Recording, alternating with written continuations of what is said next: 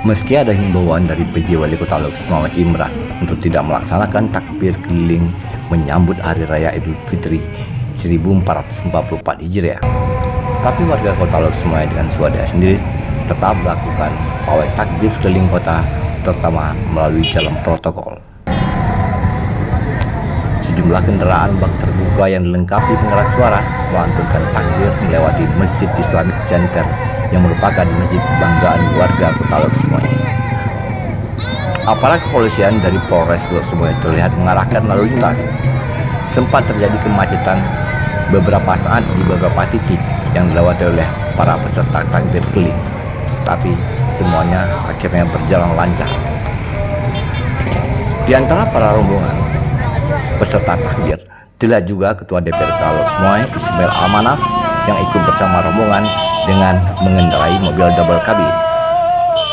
Malah salah satu unit mobil bak terbuka jenis tronton yang dipenuhi oleh para peserta takbir ikut memeriahkan malam Hari Raya Idul Fitri kali ini.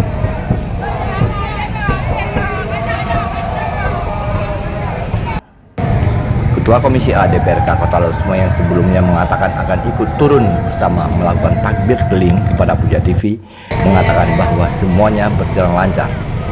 Tidak ada gangguan keamanan seperti yang sebelumnya dikhawatirkan, sehingga lahir surat edaran himbauan agar tidak melaksanakan takbir keliling.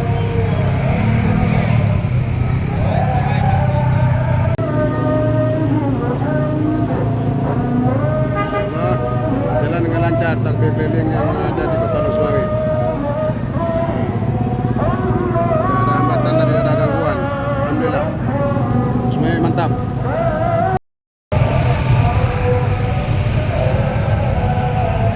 Berdasarkan pantauan Puja TV, di Kampung Hagu Tengah, Kecamatan Badak Sakti, Kota Loks, warga juga melakukan pawai takbir obor keliling kampung. Dan semuanya berjalan aman tanpa ada gangguan keamanan. Dari Loks, Denny Mutadi melaporkan untuk Puja TV.